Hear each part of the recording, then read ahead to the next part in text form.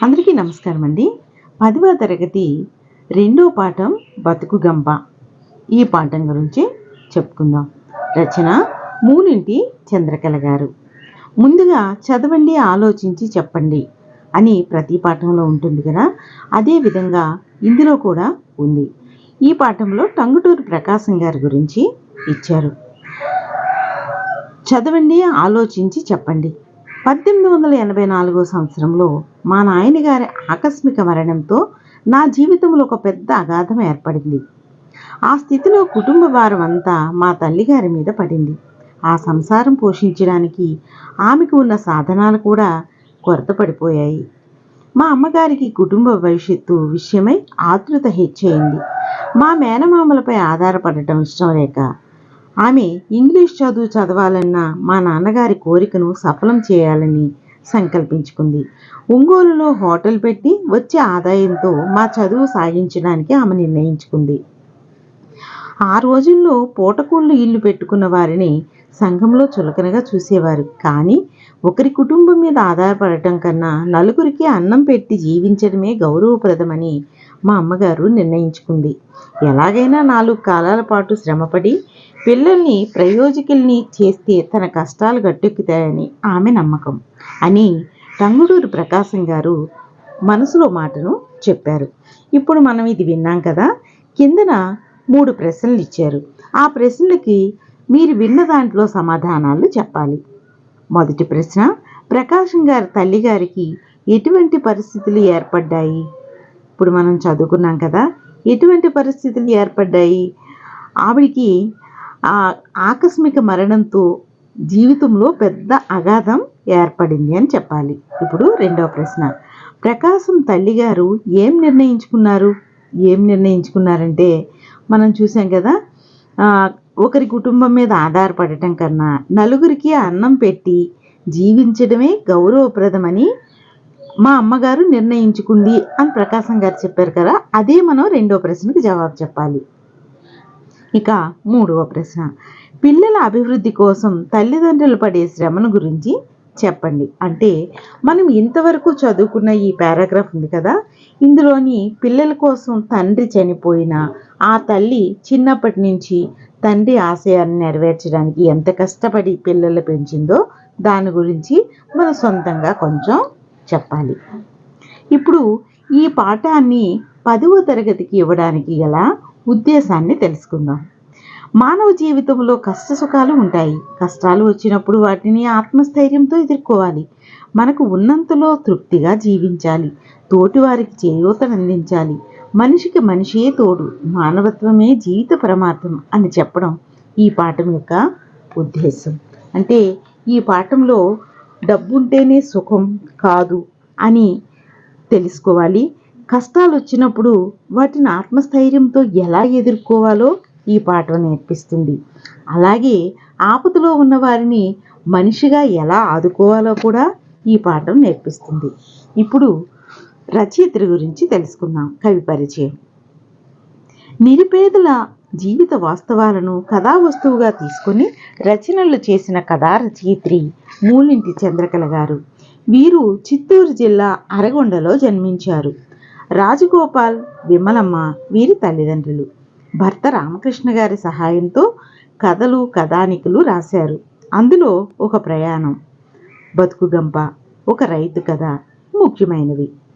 వీటితో పాటు భానుమతి, రామకృష్ణ గారి అత్తగారి కథలకు, మునిమాణిక్యం నరసింహారావు గారి కాంతం కథలకు రేడియోలో ప్రసంగ వ్యాసాలు కూడా రాశారు.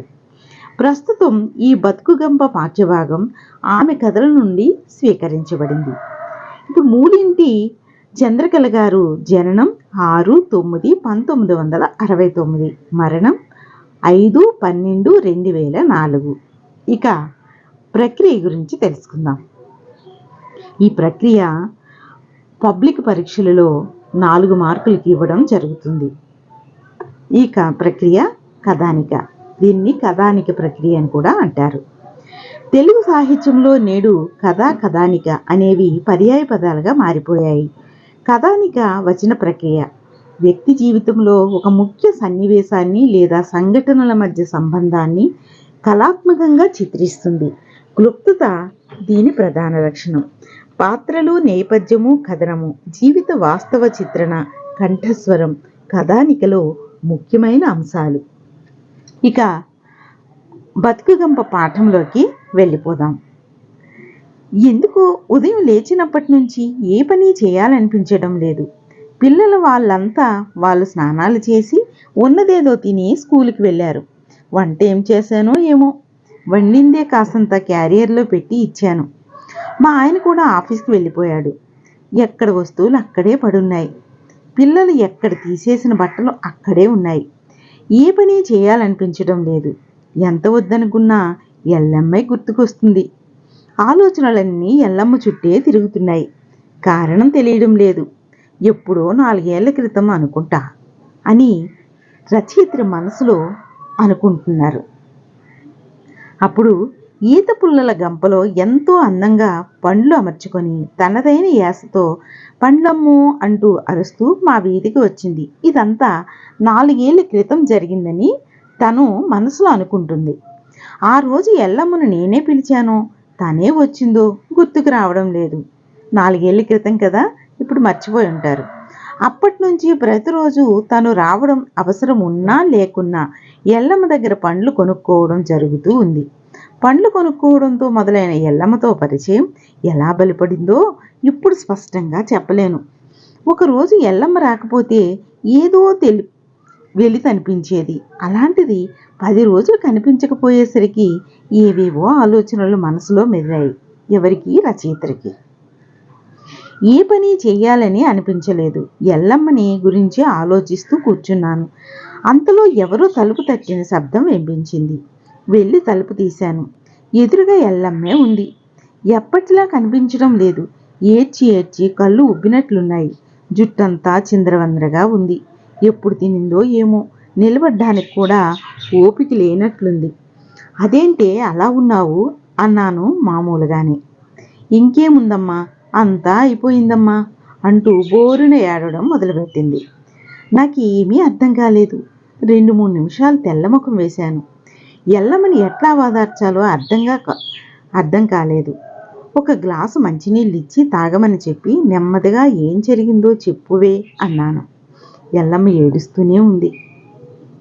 వంటింట్లోకి వెళ్ళి కాఫీ కలిపి తెచ్చి ఇచ్చాను. కాఫీ తాగింది. కొంచెం స్థిమిత పడింది అనిపించింది. ఇప్పుడు చెప్పవే అన్నాను. ఏమీ లేదమ్మా, మా ఆయనకు యాక్సిడెంట్ అయింది. ఎప్పుడైంది? ఏం జరిగింది? నెమ్మదిగా అడిగాను. ఏమోనమ్మా, నాకు కూడా సరిగ్గా తెలవదు. లారీ డ్రైవర్గా పనిచేస్తా ఉండా. 4 రోజులకు ముందు ఏదో లోడుతో పోయాడంట. హైదరాబాద్ దగ్గర ఎదురుగా వస్తున్న టిప్పర్ గుద్దిందంట. మా ఆయనకు కాలు ఇరిగిపోయిందంటమ్మా. క్లీనర్ అక్కడికక్కడికే చచ్చిపోయాడంట. మా ఆయన తెలివి తప్పి పడుంటే ఎవరో ఆసుపత్రిలో చేర్పించినారంట. అదేమో కేసు అవుతుందంటున్నారు.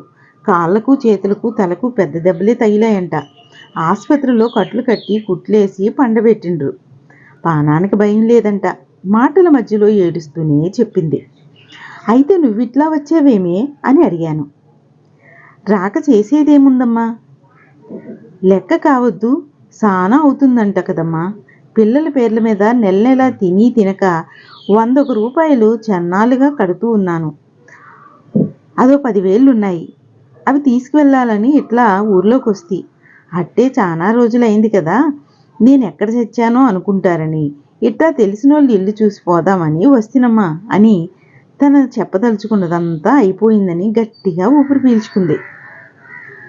ఎల్లమ్మతో ఏం మాట్లాడాలో అర్థం కాక అలాగే కాసేపు మౌనంగా ఉండిపోయాను. ఏం చేతు, అంతా నా కర్మ అంటూ ఎల్లమ్మ మళ్ళీ చెప్పడం మొదలుపెట్టింది. నాకు 6 ఏళ్ళు ఉంటాయనుకుంటానమ్మా. మా ఈదిలో పిల్లలతో ఆడుకుంటూ ఉంటాను. ఎవరో మా ఇంటికాడ 4 కూస్తుండ్రి. చేపల కోసం మా అయ్యకాడికి వచ్చిండ్రు అనుకున్నా.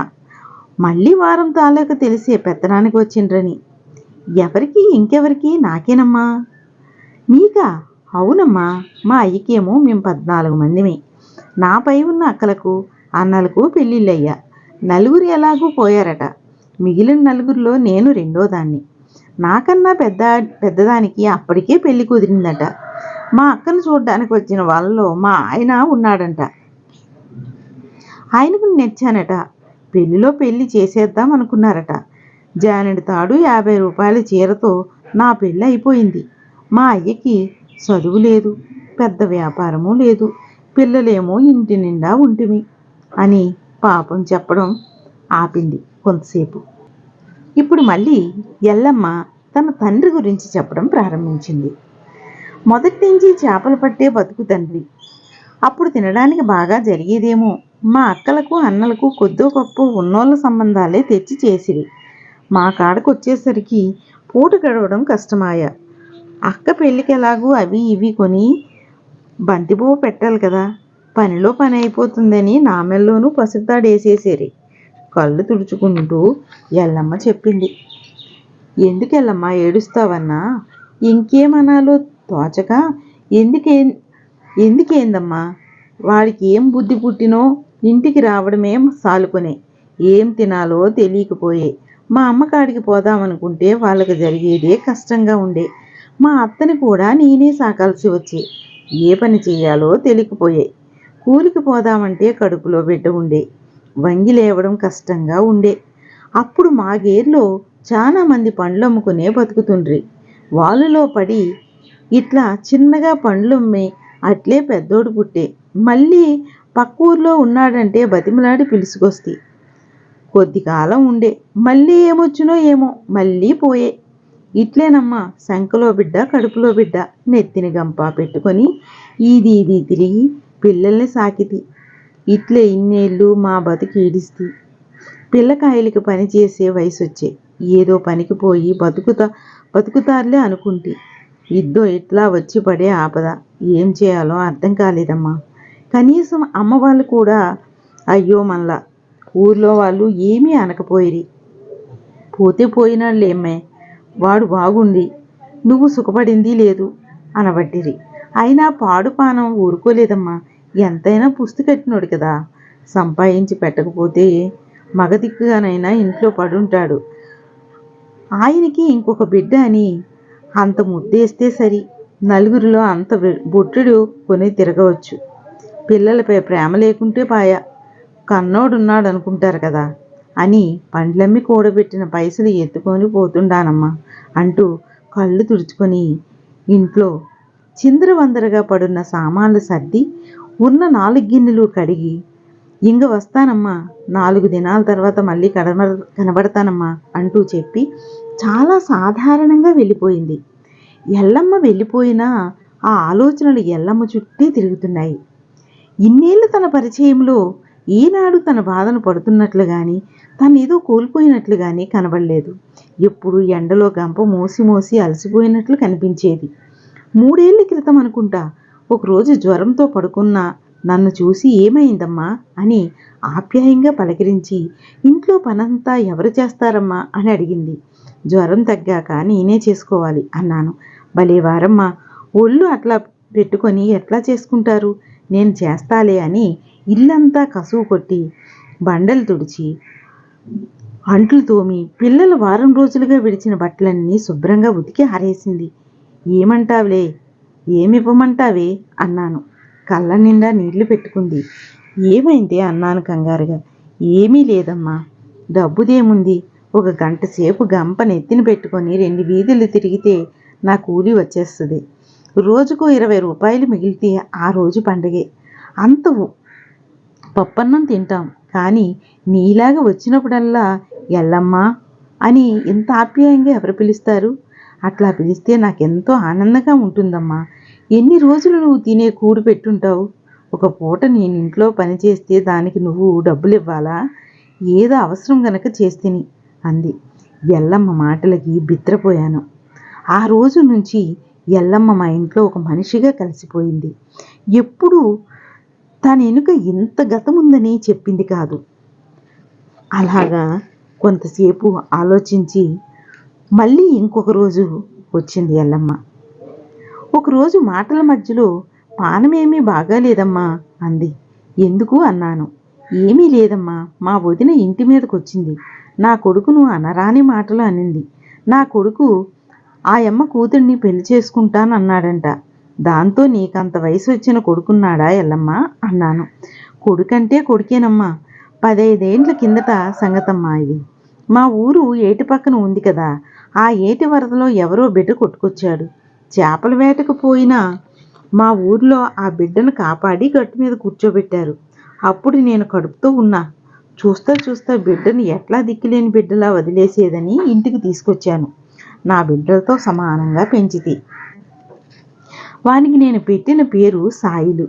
నా బిడ్డలతో పాటు వాడిని కూడా 10 వరకు చదివిస్తి. చూస్తా చూస్తా ఉండగానే వాడు పెరిగి పెద్దవాడయ్యే.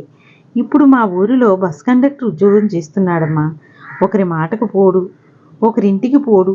వాడేందో వాని పనేందో. అట్లాంటి బిడ్డని అనరాని మాటలంటే కోపం రాదా? అందుకే మా వదిన నేనలేక చేతికి దొరికిన కట్టె తెచ్చుకొని చావగొట్టాను. వాడి సర్ది కూడా తినకుండా ఏడుస్తూ పోయినాడు అంటూ ఏడుస్తూ తన్ను తాను తిట్టుకుంటూ ఇంటి దోవ పట్టింది. ఎల్లమ్మ వెళ్ళిన తోవ తట్టే చూస్తూ నిలబడ్డాను. ఇంచుమించు ఎల్లమ్మతో పాటు ఎంతోమంది పండ్లు అమ్ముకొని బతుకుతున్నారు. వాళ్ళ బతుకులు ఇట్లే ఉంటాయేమో. ఎంత కష్టపడుతూ ఉంటారో. జానడి పొట్ట కోసం, కడుపున పుట్టిన బిడ్డల కోసం రెక్కల ముక్కలు చేసుకొని పొద్దస్తమానం కష్టం చేస్తూనే ఉంటారు.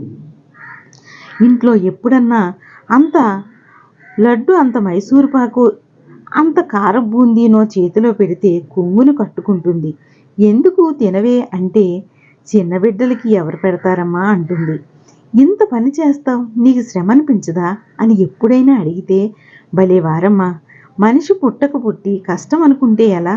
కష్టంతోనే మనం తింటున్నాం, మన పిల్లలకి పెడుతున్నాం, మనల్ని ఆశ్రయించిన వాళ్ళకి ఇంత పెడుతున్నాం, ఇంతకంటే తృప్తి ఎక్కడుంది అంటుంది. ఎల్లమ్మ వెళ్ళిపోయినా ఎల్లమ్మని గురించిన ఆలోచనలు నన్ను గందరగోళపరుస్తూనే ఉన్నాయి. నా చుట్టూ ఎందరో ఉన్నారు.